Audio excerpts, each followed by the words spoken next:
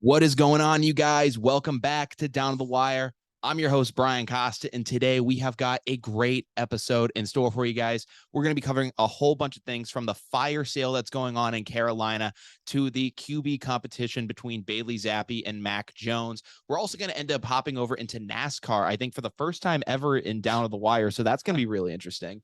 And we're going to end up talking, we're just going to see where the day takes us. So I'm really excited for everything that we got in store for us. I am really excited to welcome back a guest who's been on this show plenty of times before. He's also a host of the Dog Talk here at WJMF Radio. So without any further ado, please welcome back to the show, Mr. Chris Dring. Chris, how you doing, man? I am doing very well, Brian. Thank you very much for having me on the show again. I enjoyed coming on last year, and I'm excited to talk some sports again today. Absolutely, man. I know you just came off the golf course. How was that day going? It was pretty good. I had some good shots in. I also had some bad shots, but it's just, hey, man, that's golf. It's just like how it is sometimes. That's golf. That's literally like that's the definition of golf right there. It was a nice day outside, so it was good. That's awesome. It was fun. So, yeah. So I mean, we're thank God we're past midterms now. This week was hell. This was a tough week. This was my worst week. No, absolutely. Of the semester. Absolutely. Sure. Yep. Like I had a lot of tests. I had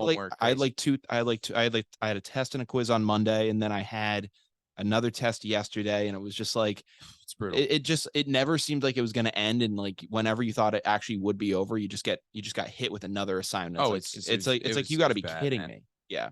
But anyways, I'm happy it's the weekend. No, absolutely, man. I'm glad to be doing a show again. I want to be doing stuff more regularly, but man, just the grind of just working at the station, doing all that stuff, plus school. I mean, I'm a student too. Yeah. It's just been really tough to have to balance it all. But I want to get back into the swing of things, cover some sports news, and we're going to start off in the NFL. With the news that shocked the world last night. I was out hanging out with some friends, and all of a sudden we got the bombshell report that Christian McCaffrey, the former Carolina Panthers running back, has been shipped to the San Francisco 49ers in exchange for a 2023 second round pick, third round pick, and a fourth round pick and fifth coming in the 2024 draft. So it's a big selection of draft picks going to Carolina. Honestly, kind of a steal since a lot of people thought that Carolina was going to command some first round draft talent. So I did hear about that. Yeah. What are your thoughts on this deal when you saw it go down? Well, I was watching the Cardinals versus the Saints game last night, and I saw on my phone, I have notifications on for Woj because he breaks a lot of, big news like this. Absolutely. And I looked at it, I was like, is this real? Like, and then I checked, I was like, oh my gosh, Christian McCaffrey just got traded to the 49ers. Yeah. There have been rumors about this for a while now. I heard about it, and I didn't know if they're actually going to do it, but they did it. Mm-hmm. I think, honestly, if you're Carolina, it's like a good move. I mean, like if you're going to rebuild, which it looks like they are going to, because DJ Moore is going to get shipped out too. If that's the direction that they want to go, I feel like McCaffrey, they're kind of holding him back. Okay. But I think with Deebo Samuel on the 49ers, it might take a little bit away from him, especially like George Kittle. You got him too on offense, and you never know when these other guys get healthy. Like their rookie. No, he's not a rookie. Is he a second year? Eli Mitchell, or is he a rookie? No, Eli Mitchell was all around last year. Yeah. So whenever he comes back, he'll be back too. Kyle Juszczyk, the fullback, is one of the best in the league as well. So I think that he's definitely going to help the 49ers though. But no, I definitely no. I mean, he's obviously going to be a help to the 49ers if he can stay healthy. Yeah, that's the key. Like you said, though, there is the case to where he might take away some of Deebo Samuel's game, because Deebo is obviously used a lot in that backfield. They use him a lot in some run plays, and obviously he's traditionally a receiver, so they use him there as well. So, I'm excited for it. I think that me too. I'm just a little worried that the running back situation in San Francisco has been a little hairy since Shanahan's taken over. So I just worry about potential injuries that could happen. I mean, like the run, it feels like you can never trust a 49ers running back. Like in the past couple of years, you had like Mostert and you had Eli Mitchell. He just got hurt. Yeah. Jeff Wilson did horrible in fantasy last week. You dropped him, Oh, I did. Yeah. In one of my leagues, I did drop him. I started him in one of my leagues. He got 0.5 fantasy points, half of a point. Terrible. He fumbled and he had not many yards. But I think that McCaffrey, I saw something that said like Deebo Samuel. It's like they have Samuel who can be a receiver, or who is actually a receiver and can line up as a running back, and McCaffrey is a running back who can line up as a receiver and like be very good. So I think this is going to help the 49ers. I don't know if this is going to help them like get to like the Super Bowl level, because I still think that they need a better QB than Jimmy G. But I think they're definitely a threat to win their division for sure. I mean, that division's kind of like up in the air right now with the Rams not doing much. Yeah, the Rams have been off to a weird start this season. They have there is kind of been a bit of a Super Bowl hangover for them. I think that definitely, just with the differences in that offense too. Obviously, OBJ is no longer there. They have just a lot of differences going on there. So yeah, I still have some faith in Jimmy Garoppolo. Obviously, I'm not saying that I do too. Yeah, I'm not saying he's this elite talent, but for what he's able to do, he was able to get the 49ers Super Bowl a couple years back. And I do agree. I think that this division is winnable. And I think if you add it, and I think just the spark plug of adding in Christian McCaffrey like that and just saying, hey, we are really going out there. We are gunning for a championship this year. I personally was surprised by the move because I thought that the 49ers might have just said, all right, Trey Lance got hurt. Let's just try to see how far this year can take us and not really risk anything. They're full sending it now. Yeah, that's what shocked me about it being the 49ers. Had Trey Lance been there or had they decided to just go with Jimmy Garoppolo again for this year, you could have made the argument to me that, all right, they're just gonna they're actually trying to compete right now. But the fact that their initial starting quarterback got hurt and now they're playing with the backup, but they still see the potential to go out there and get that big star. Oh yeah. That's a win for me. I mean, I really give them props for that because I don't know too many other teams that, they lose the guy that they thought that was their starter for the year. And then they actually go out and they make a big move like this. Yeah. I know. I heard the Bills in the trade talks for McCaffrey. Thank God he wasn't in talks, man. That would have been, I was like, dude, Bills are, if that happened, if McCaffrey went to the Bills, would have been like, if they don't win the Super Bowl, it's a bust. It's a bust. Not even a bust. It would have been it would be one of the most colossal failures in all sports. If Josh Allen is the MVP front runner right now, and you got Stephon Diggs, who's a top 3 receiver, and you can just keep naming off guys in their team, but it's like they just look so good right now. And if they got Christian McCaffrey, man, that's like that is a scary team to play against. Yeah, I'm looking at McCaffrey's contract right now too. What's scary is the fact that the 49ers for what they gave up for him, they have him under contract now until 2025. Ooh. So they have him for a while. And obviously running backs are known to fade a little earlier in their career than everyone else.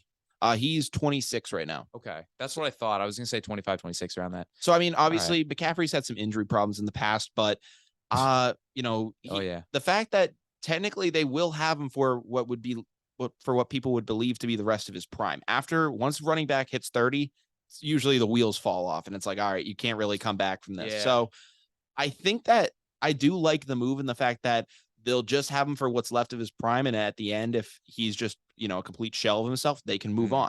I think that this has the potential to be a really good deal for them.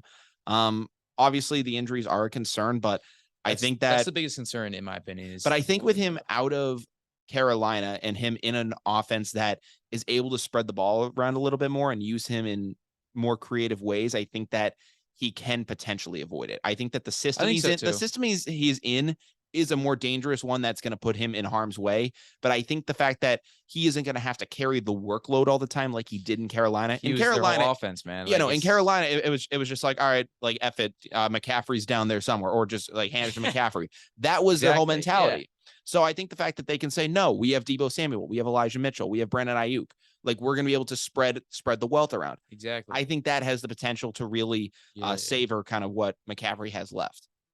Yeah. And then I feel like, they have to be favorites to win that division now, I would say. Yeah, I think so. I mean, Stafford's taken a step back. Stafford does not look good, man. No, it looks terrible. It doesn't look like it. And I don't know. I don't know what it is. I don't know. I mean, like his connection with Kupp is still solid, but like everyone else, he doesn't throw it to anyone else. Yeah, he doesn't, except for maybe Tyler Higbee, but that's really it. He doesn't throw it to. They signed Allen Robinson. He doesn't throw to him. No, that just does not make sense to me. And I don't know if that's anything internal in the locker room or what's going on with that. I've been saying that for a couple of weeks. I said, want to know why the Rams aren't winning? He doesn't throw to anyone else. Like Cooper Kupp's a fantastic player. Do not get me wrong. Absolutely. He needs to throw to other people if they want to win. I just think you have to use Cooper Kupp in situations where you can get a dagger. That's how you use Cooper Kupp. And obviously you still have to get him his touches. You still got to get him his catches and all that stuff. But you have other quality receivers on that team. You have a decent running back room. Use them and then use that to set up an open Cooper Kupp and potentially. Like that's how you have to use that. So that's the case with that. But yeah, at this point with Christian McCaffrey, in the event that he stays healthy, I have the 49ers winning this division. It's their division at this point. And frankly, the Bucks just lost to the Steelers last weekend. Yeah, so that was bad. Yeah, they lost the Steelers. The Packers look like they're absolutely dreadful this year. And really, if the Rams are the only competition I see for them, I mean, I'm going to look in the NFC. Obviously, the NFC West is interesting. Cam Akers also is doing something. I'm not sure what's exactly going on there, but I know he wants out, basically. So, and I think we can sort of transition into the next topic because it kind of relates to it. Robbie Anderson, another Carolina stuff too. NFC West team. I mean, you want to talk about an absolute dumpster fire that's going on in Carolina right now. Obviously, worst team in the NFL. Yeah, I said it a couple of weeks ago, and it's official proven. Like they're worse than like the Texans. It's bad. It is bad. I mean, now you have Robbie Anderson, and that was a complete calamity on Sunday. I couldn't believe what I saw. That really took me back to like some little league stuff that I was seeing happen with Robbie Anderson. And obviously, for anyone who doesn't know, Robbie Anderson was on the sideline. He was arguing with his receivers coach. He was arguing with Steve Wilkes, who's the interim head coach. And Steve Wilkes literally just tells him, "Hey, I'm taking you out of the game. Go to the locker room." And I was like, that is insane. The fact that a head coach who is doing anything in his power to win a football game sends a guy to the locker room like that. Obviously, next day, he's out. And the next day, he gets traded to the Cardinals. That was the crazy part for me. It was for a 2024 6th-round pick and a 25 7th. So 2 draft picks out the door. And really, Robbie Anderson, he's a shell of himself. I mean, you could make a case he was good a couple of years ago. Yeah. I remember I know that he was good in fantasy, but that doesn't really mean much. Yeah. But he was good for them. He was definitely good.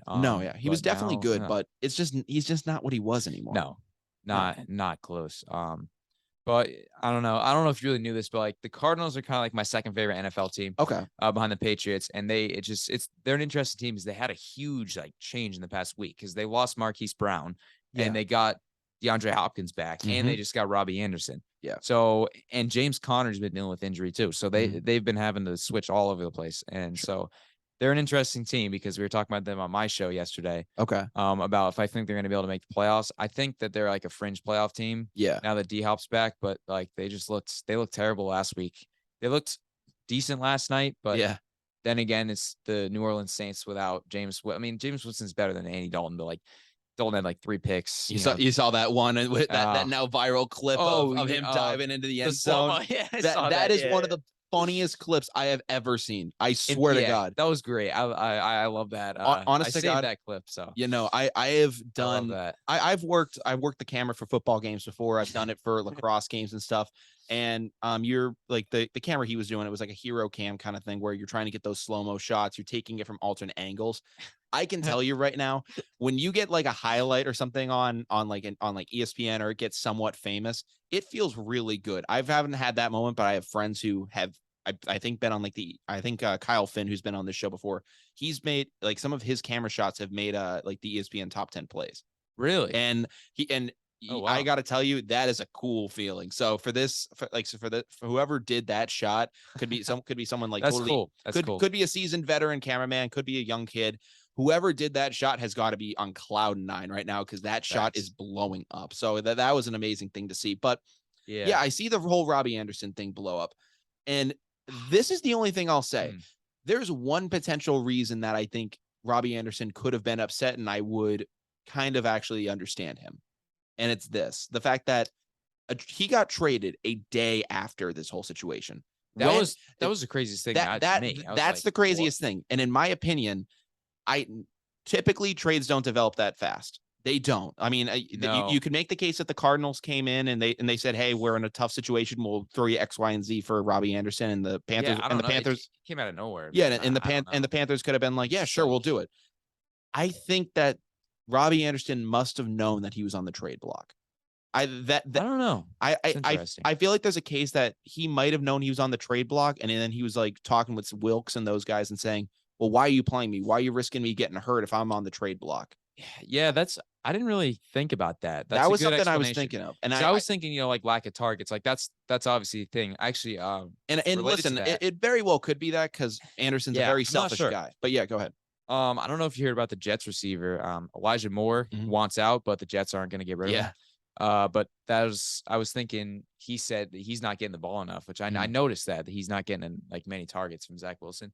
And I was like, well, Robbie Anderson, I don't know what was happening with him, but he was just like angry. Like he was not having it. I just literally, I was sitting in the library doing my homework, and I was like, he's already gone. Like, I don't care. I was like, dude, it's been like less than 24 hours here. Yeah. Like, it was like in the morning. And it was just like, what? I don't know. So, yeah. And I mean, Steve Wilkes said that he was trying to establish the culture down there, basically saying no one's bigger than the team. And I did like kind of a little current events thing in one of my classes on this. I said that I'm a comm student. So, there's kind of a collectivist thinking that goes on in the NFL to where the group is bigger than the individual. But with a lot of current individuals in the NFL now, guys like Robbie Anderson, Antonio Brown, for example. Antonio Brown, man. Yeah. Guys like that, they're very individualistic and they have their own motivations, and they're not going to really see eye to eye with putting the team ahead of everyone else. So I think that it's an interesting scenario going on down there, but for what it's worth, I mean, Coach Wilkes is in for a bit of a handful right now because he just lost Robbie Anderson, who, I don't think he's really, really fretting the fact that he lost him. I think he's going to lose DJ Moore too. So yep. No, it's going to get pretty ugly down there. And Baker Mayfield, Jesus. I guess I think like PJ Walker's starting this week. That's, oh boy. Yeah. I think they're playing. Shout out PJ Walker, though, the St. Louis Battlehawks. I used to watch some XFL. Really? Yeah, I watched like a game or two until like it went under it was before the pandemic, right? It went under because of the pandemic. Yeah, that was it. Pandemic shut it down. I think like The Rock I believe bought it, right? Yeah, I don't know if there's like a startup. I think he's either trying to start it this spring or next spring. I don't know what the deal is.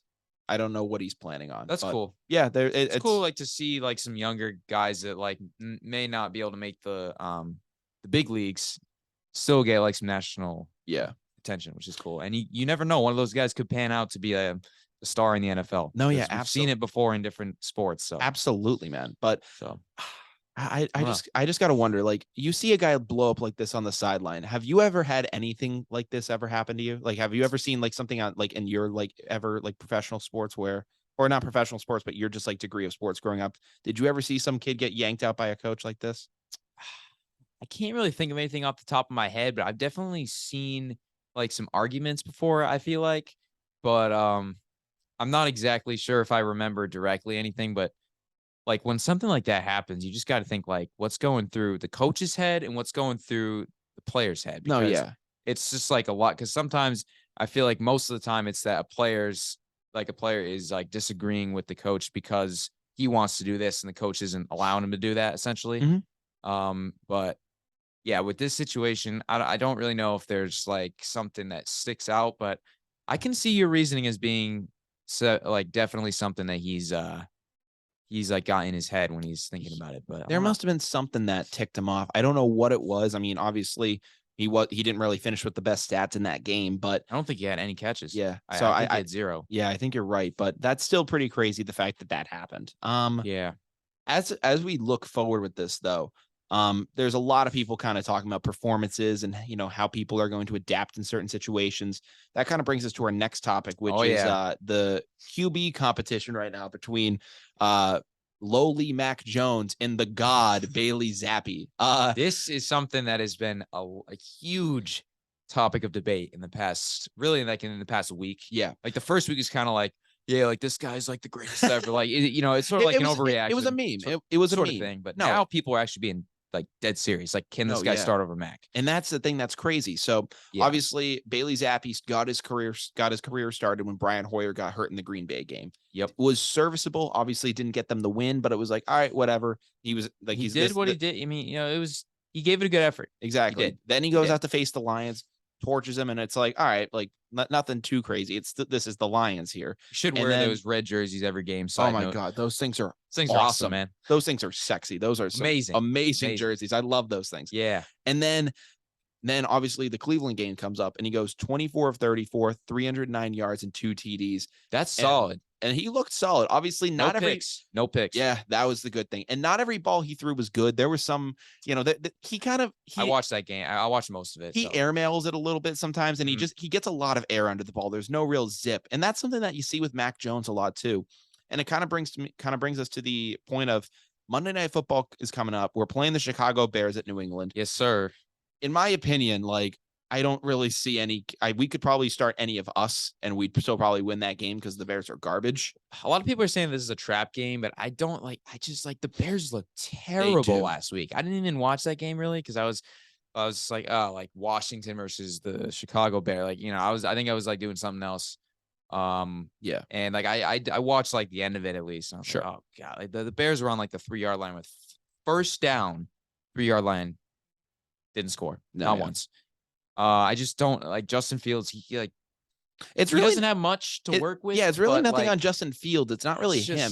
Like he's able to kind of escape the pocket, make plays for himself, and he can get himself in the position to do good things, but he doesn't really have a lot of skill position players down the field that can really execute for him. Darnell Mooney's his best guy. It's like, I don't know. It's like, dog, that's tough. Yeah, that's Darnell Mooney really on any other team is maybe a 2. Maybe a 2. He is not a wide receiver 1 by any means. No. At least not at this point in his career. No. So like, I mean, you never know. He could get better, but I don't really see it. But I don't. You never know. But yeah. All right. Monday Night Football is coming up. Who do you want as the starter for the Patriots? Mac Jones or Bailey Zappi? Let's go under the assumption that both are ready to go. Both are healthy. 100%. I was going to say, if it's 100% healthy, it's tough because this is the Bears we're talking about here. Because last week or the last couple of weeks, I saw a post that said like Bailey Zappi played against like 2 of like the bottom 5 defenses in the NFL. I was like, okay, that's fine. But I think last time we saw Mac, he looked like he was all over. Like he looks like he was like just kind of like stressed out there. He was throwing like, I think he had 3 picks in his last game. He was throwing. He was terrible. I think since it's the Bears and there's a tough portion of the schedule coming up, we should start Mac this week. I was gonna say Zappi, but now that I think about it more, Mac's got to get back into the groove before the schedule starts getting tougher. We got some really tough games coming up in the next. I would say the next couple of weeks are, but after that, we got like the Bills, like the Bengals, even like I think we play the Cardinals and maybe like the Raiders, like those. Even though like the Raiders haven't been good this year, like they're still a pretty good team. Teams like that. So we have a tough stretch coming up. We do. Yeah. So here's my mode of thinking as well. I think that Zappi's done great for us. I'm glad that the Patriots have been able to put him in a position to where he's been able to succeed. But I still do have faith in Mac Jones. And I look at this game almost, I'm a baseball fan. So the way I'd kind of consider this game is it's almost like a minor league rehab assignment for like a pitcher. Think about that, or just any other player. It's almost kind of like a minor league stint. Obviously, I'm not calling the Bills. I'm not calling the Bears necessarily a minor league franchise, but they're kind of playing. Yeah, they're kind of playing like one right now. Yeah. So I mean, that the Bears are not going to score a lot of points. That's a given. Yeah. It's just like I don't hate the Bears. It's just like it's the truth. It's the truth. So it kind of sucks, but. So in my opinion, start Mac. Yeah. So I think that you get Mac out there, you get him his reps, almost like a preseason game. And obviously it's going to be more intense than a preseason game. It's Monday night. It's Monday Night Football. It's prime time. You got to bring the heat at home too. Yeah. So I think that's a big thing. I think that, Yeah. So I think Mac would be able to handle it fine. I think we'd get the win, and I think it would just get him, back kind of in gear to be able to take off down this hard stretch of the season. If things got hairy, I don't know if we want to really look at putting Zappi in. I really do think if Mac Jones starts off, maybe if he throws like a pick or 2, there might be some Zappi chance coming down from that crowd. Yeah. See, if Mac is not doing so good, if he just doesn't look good, you might have to go with Zappi like for the rest of the game if he's really that bad. I don't expect that. Well, here's the thing, though. Unless Mac was to get hurt in this game, I can't see where you throw Zappi in. Because if you're Bill, you kind of have to roll with the guy. Because depending on the lead, though, like if they get up by like 25, I feel like he'll throw Zappi in there in fourth quarter, just to see like what happens against like another defense, like a different type of defense. Even though the Bears, they're not that good either. But yeah, and the other at least something. And the other reason I kind of have confidence that Mac would succeed as well is because, I mean, I've been trashing on Matt Patricia as the play calling offensive play caller for some time now. I still don't think that he should have the job. He's a great defensive mind, but I don't think he belongs on offense. So was he like the official coordinator, or like I don't know if they ever named one, because that was a huge like thing in the preseason. Like Bill's not going to name somebody. I don't think I'm not sure. We don't have coordinators anymore. We just have people that in certain positions, and from what I can tell, Patricia is the play caller. So he's just calling the plays. He's just making that, and he's just going as is. I'm not saying that Patricia is good now at his job, but he's a couple weeks in. He's had time to work with Zappy in a more simplified, kind of way of working. Yeah. And I think now he's like, all right, these play action plays are working, using the tight ends like Baltimore, like how the Ravens use it. That's something that's been very successful. Let's try to implement that with Mac, because Mac and Zappy have a very similar play style. They actually look like one another too. It's kind of weird. Like I saw that, like the comparisons. I was like, man, like, well, I saw, I went to the Patriots preseason game against the Giants. Yeah. The first one.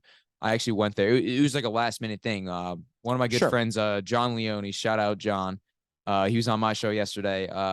Said, he's like, yo, like I got some tickets to the Patriots game tomorrow. Do you guys want to go? I was like, sure. Yeah. Like, that's awesome. I'll go. So, so we went to that, and I did see Zappy play. He had one pick, but I was like, this guy didn't look too bad. Like, I know he had a lot of touchdowns in college. Sure. And all that. I was like, you know what? Like he knows what to do. But like, I was like, I don't think he's going to be like a starter, but I don't know. At this point, if there's anything you can say about Bailey Zappe, it's the fact that Brian Hoyer can officially become a coach next year. We no longer need Brian Hoyer. A given. That is a given. We no longer need Brian Hoyer to be our savior at backup. We don't need that anymore. The 1 year, $1 million contract. Exactly.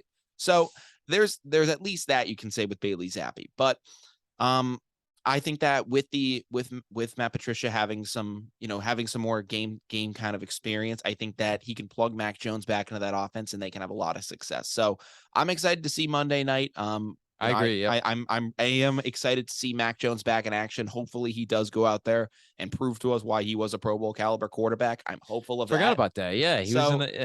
So I don't know. There is that. I'm hopeful. Yeah. I'm hopeful that he can go out there and do that. But I want to switch things up here now, and I want to talk about a topic that we have never, I believe, on Down the Wire ever talked about NASCAR. And Chris, this was one of the reasons I wanted to get you on the show, because you told me that you that you watch NASCAR. I do, yes. So I don't, but there was this clip that went completely viral, and I saw that, and I saw someone told, I think one of my friends was like, Down to the Wire post. I was like, really? I was like, he posted about that, and I checked it, and it had like 330K likes, not even views. But I don't know. You want to? Yeah. So explain it? No, that was one of the craziest things I've ever seen. And for anyone who doesn't know, Bubba Wallace is a NASCAR driver, and Kyle Larson is also a driver. And they were racing, I believe, in the South Point 400. Is that the name of the race? I believe it was. It was at Las Vegas Motor Speedway. Okay. You can kind of break it down since you know a little bit more. I will. So I didn't get to exactly watch the race because I was driving back from somewhere, and it was on. But I was keeping track about like who was winning and all that. But it wasn't until after that I had seen this, and I was like, what? And so basically, it's like this is like a playoff race. There's only like 4 or 5 left in the season. Races, and this was a big one. Neither of these cars are in the playoffs. Kyle Larson got eliminated, I believe, last week. Okay. Last week he got eliminated. Unfortunately, he's like one of my favorite guys. I actually met him a couple of years ago. Yeah, he's one of the only drivers that I've ever met. So I met him at Foxwoods. I was there for that. He had like some go-kart racing event that was there. Yeah. And for some reason, like no one else knew about it, but he went to some like place afterwards, like in the casino, like area. And then I was like, I'm like the only one here. And so like, he signed all my stuff and all that, but that's cool. That was like before, I don't know if he was like, he made like a mistake and he said something that he shouldn't have. And he like apologized for it. And he's really become like a better person, which is good to see, but he's back. He's in better equipment now than he was. He won the championship last year.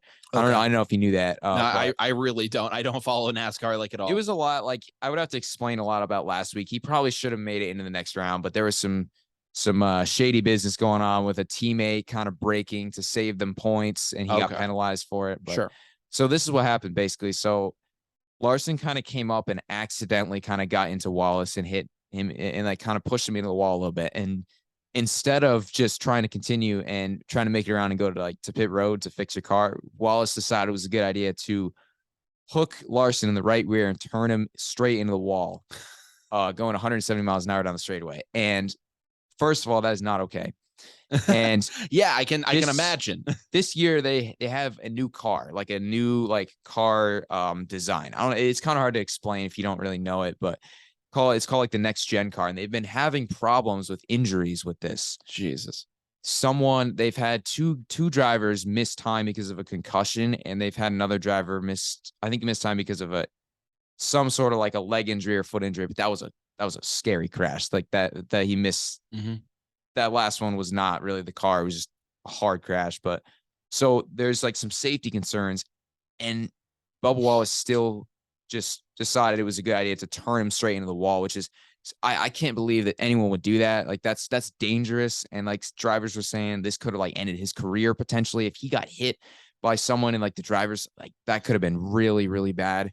But thankfully he was all right. And then the craziest thing that we see, obviously, the two cars, they come into some grass and some grassy area in the middle of the track. Yeah. And instead of having this whole thing diffuse, Bubba Wallace, who caused this crash and caused the whole accident, walks up to Kyle Larson and starts shoving this dude. And I'm like, dog, what is going on? I mean, I've seen plenty of sports fights before. I've seen football fights, baseball fights are fairly common. Oh yeah, hockey fights that's part of the sport. But I have never in my life seen a NASCAR fight. I have never seen I've never seen two drivers like this go at each other. I've seen it. I feel like it happens like once a year. Really? Maybe like once or twice a year across all three series, like all three main series. But this was just like surprising to me, man. Like I didn't see the fight part until afterwards. I just saw the crash and I was like, the heck, like a fight? And then I looked, I was like, oh my gosh, like what does this guy do? I don't understand why he really did that, because it was not Larson's fault. Like he didn't mean to do that. Like it was an accident. Like it's a racing deal, but no, exactly. He decided to shot, and then Larson was like, what are you doing, man? Like he didn't even shove back. He was just, I think he was more just shocked as to what was going on. He was just like, what's happening? He was like, I'm not doing this, man. Bubba Wallace has done, I don't want to say something like this in the past, but he's had like some temper problems. Okay. But it hasn't been anything major until this point. This is the worst thing that he's done on track before. Okay. I like Bubba Wallace. He's a nice guy. He's a big guy. He like in the sport, he's like a polarizing, sometimes he's like a polarizing figure because of some of the stuff he says. But like I support him. He won a race this year. I was excited for him. But this is completely uncalled for. And usually what is the precedent for this? So you said you've seen some fights like this happen. I have, yeah. So what do you typically see? Is there some sort of suspension? Is there do the brands that support them pull out? Like what happens? Once in a while, I feel like the brands do. I don't really pay attention to that as much, but sometimes usually it's like a fine of some sort. Like they would call them to like the hauler or something after the race. And so usually it's like a fine of some sort for doing that. But I know there have been crashes. Usually if it's like an intentional wreck on track, that's really bad. Usually they get a suspension.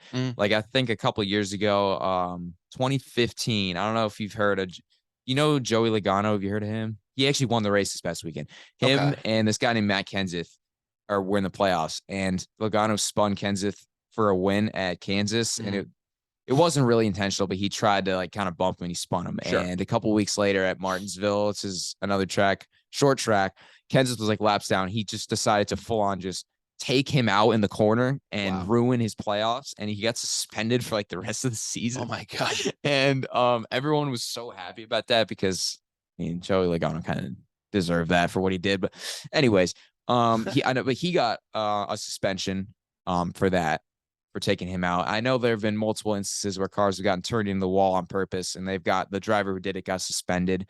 I think this is a fair punishment for him, a 1 race suspension. I feel like there should have been a little bit of like maybe a fine or like a points penalty in there, but this really, it's got to show the teams and drivers that this is not okay what he's doing. I mean, here's the thing: you're talking about crashes though, and you're talking about guys causing crashes.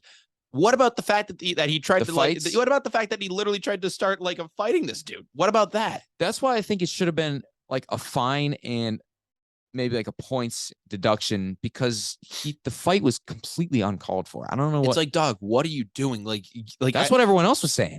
I was like, that's the crazy thing, because in contact sports and sports outside of like driving and stuff like that, like you're physically interacting with these guys all the time. Like football, you're hitting each other, so it's like, all right, like I can understand how tensions would boil over and you'd want to like fight each other, but just having a dude come out of a car road rage style and try to go all Dukes of Hazzard on someone, that's crazy. That's what blew my mind. I was like, dog, this is insane.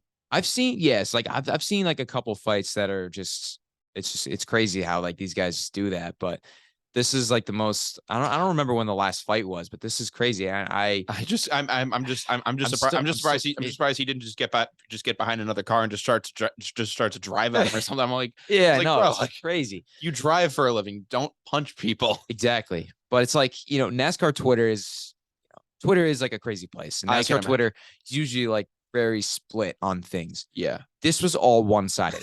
Everyone was like, this guy needs to be suspended. This is a unifying moment. Yes, I was very surprised actually, but I've heard a lot of takes about like what should have happened in this. Someone was saying, well, see, like he wrecked somebody intentionally. That should be like a 1 race suspension. Like he tried to shove somebody. That should be a 1 race suspension. He was like, he hit like a NASCAR an official or something, like some personnel or something, like some like NASCAR personnel. That should be like a 1 race. I was like, like I could see that, but this should like kind of tell him like send a message, so not only him but the whole sport in general, that doing this, fighting somebody and turning somebody into the wall on purpose is not okay, and you should not do it, because a huge controversy has been the inconsistency of the penalties, because we saw this earlier in the year. People have intentionally wrecked somebody, but it was not as bad as this, and they didn't really give a penalty. Or actually, one got a penalty, one got off completely free, which was, people were mad about that. But this is really showing that it's not okay. But it was a crazy moment that was obviously people are going to remember that race for that moment. Absolutely. So, so it's interesting that it got national media going crazy, like all over like all sports were talking about it. Like athletes were talking about it. And it's crazy. That's one of the most, I mean, I'm not a NASCAR guy at all, but my eyes were glued to that TV screen when I saw that going down. But, oh yeah. It adds some drama to it. But yeah, I've been watching the sports since 2014. Okay. I just kind of turned it on one day and I was like, like this is kind of cool, so yeah. So I've been following it and stuff like, I haven't been to a race in a couple of years, but this was just something. It was just crazy. And I know it's not a good thing, like promote, like, this guy was fighting the other guy, but it's at least giving the sports like some attention. You never know. Yeah. It makes you realize like, oh shoot, like these guys can get pissed off at each other. Oh yeah. Like it's probably going to be in the promo videos. Yeah, no, exactly. So yeah. But so that's cool. Yeah. But all right. I know you got to get going soon. I want to get some quick thoughts on you though, on the Boston Celtics. Yeah, I know we can get that. We can get that for, but I can have like 10 more minutes. Sure. We can talk about that. So, right. So in that time we'll get into that. I know you're an NBA guy, so I wanted to cover this. Celtics started their season off last, a couple nights ago against the Philadelphia 76ers. At the time of recording this, they're facing the Miami Heat tonight. So, really, really interesting way to start off this season. Boston ends up coming out and getting the victory. Jason Tatum, Jaylen Brown both drop. I believe it was 35 points each. Yes, I believe, because it was a total of 70. Yeah, so it was 35. It was 35 points apiece. Malcolm Brogdon looked like a solid piece. I love Malcolm Brogdon, man. He's a great player. Yeah, so they both look like so he looked like a solid piece in the rotation, and things are going really well. I know you're a big C's guy, as am I, but I'll let you kind of take the floor with it. What are your thoughts? Something just came up on my phone that said that the Lakers are holding free agent workouts. With a bunch of veterans. That's just funny. That's the Shams Lakers. Just tweeted that out. That's just kind of funny. Oh my God, that is the Lakers for you. That's funny because the Lakers are awful. That's amazing. They're awful, which is great to see because I dislike the Lakers a lot. But they're literally they literally just have a we're hiring sign out. Funny. There's a we're hiring sign outside Staples Center. Fly me out to Los Angeles. I'll go try out. Right? Dude, for real. Oh my goodness. Oh man. So the Celtics, I'm excited for this season. I've always been on the side of, well, ever since the Ime Udoka stuff happened, I've always been on the side of, I think that this is not that big of a deal. I know that people would say like, oh, this is great. Like, this is like, it's going to like alter the season. I don't think it will. Udoka was a good coach towards the end of the year, but like you saw in the beginning of the season how bad they were. They were terrible in like November, December. Absolutely. Awful. And that's a great coach that's not really, something that they would do. But yeah, it's just getting used to the system. I don't think that losing Ime Udoka is the end of the road for, like, some people are saying like the season's over. I'm like, the season's not over, man. No. Season's not, like, we still got a great team. No, absolutely. I still think we have a good squad. I think that we have a good chance to make a run this year. The way I look at Joe Mazzulla is, I was actually thinking about it. Grady Little was the manager of the Red Sox in 2002 and 2003.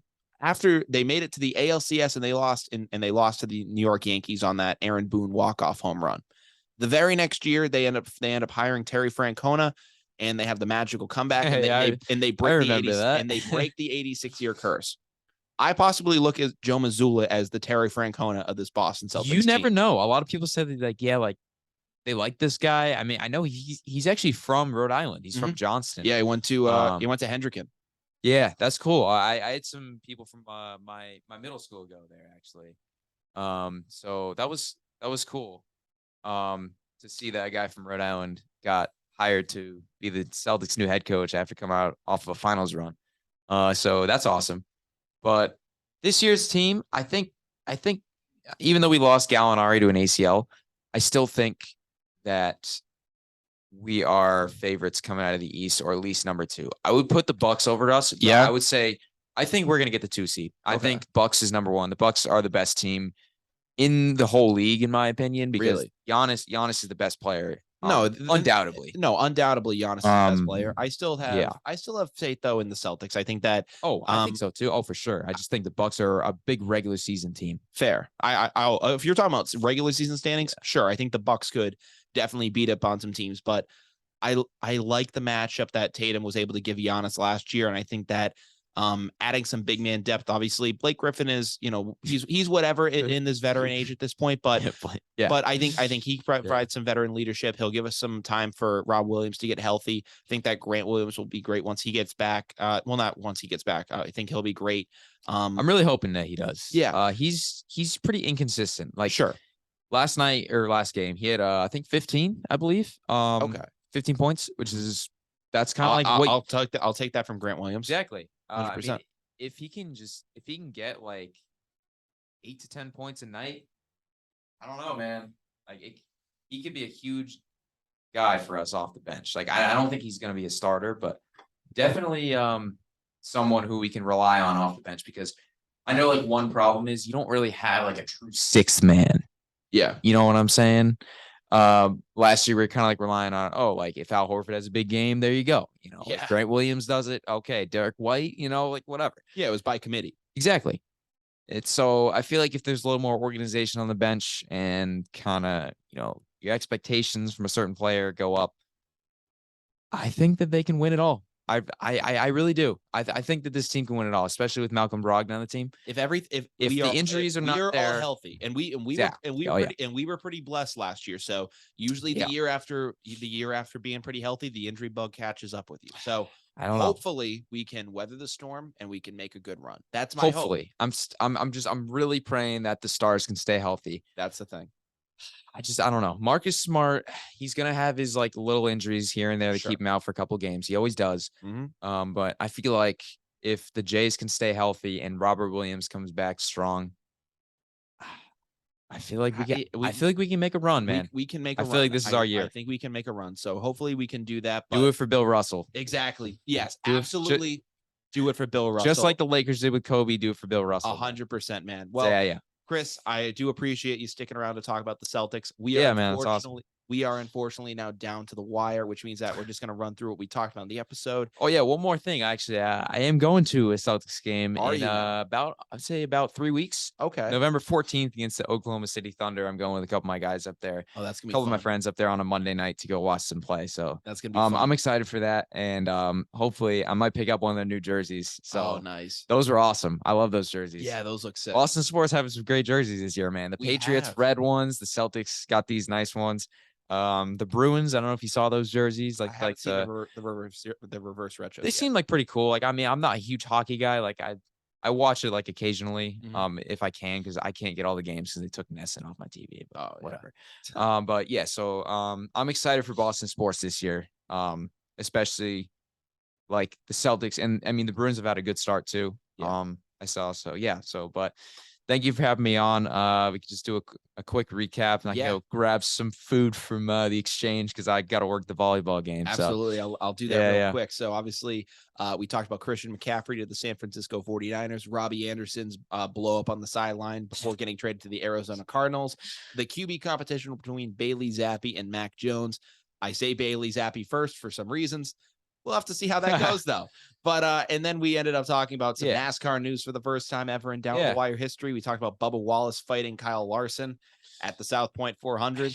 God, that was awesome to watch. It was pretty crazy. I don't know. No, yeah, that was a ton of fun to watch. You might see something else about NASCAR in the next couple of weeks before the season ends. You never know. Oh, geez, what's going to be happening? If I see something like that's interesting that you could cover, I'll definitely send it to you because you never know. Coming down to the wire in the championship race, things get a little bit dicey. So absolutely, man. Definitely drop something my way. I'd love to see it. I will. But yeah, and then finally we wrapped things up talking about the Boston Celtics. All in all, it was a great episode. If you guys don't follow Down the Wire at this point, make sure you go do that. We're available on all the streaming platforms like Spotify, Apple Podcasts, Google Podcast. You can watch the actual video of this stuff on YouTube. And then you can follow us on our social media accounts at down.tothewire on Instagram. I think I follow you on TikTok and Instagram. Yeah. I'm going to have to check out the YouTube too. TikTok's been a little inconsistent, not going to lie. TikTok's been tough. It's tough to balance like all the platforms though. You know, you got like all this, and sometimes it's good to just focus on like one or two. And we're going to try a Twitter, I think, at some point. I have the account for it. So I don't know. Might experiment with that, but it'll be pretty good. You want to shout out some stuff too? Yeah, might as well. I'm going to say, tune into the Dog Talk every Thursday from 5 to 6. This week I might have. I'm working on some stuff for special guests, which could be huge. That's awesome. So it's either gonna be like one. Hopefully, it's either gonna be one or one of two guys. And either of them are gonna be awesome. And if one gets on and one doesn't, then the next week I'm hoping to get that one on. So that's fantastic. It's gonna be a very good show this week if I do get at least one of these guys on. So I'm excited. So yeah, tune into that. Me and my good friends Carter and Aiden do a show every week, Thursdays at 5, right after Talking Sports, actually. So yeah, there we go. That's really it. Brian, thank you for having me on the show. Maybe I'll have to come on sometime in a couple weeks or whatever. Absolutely. Once the Celtics season gets going and everything else. So yeah. All right, little preview for you there. Really appreciate it, Chris. From Down the Wire, I'm Brian Costa. And I'm Chris Dring. And we hope you guys have a great weekend. Take care and peace out. Good night, Smithfield.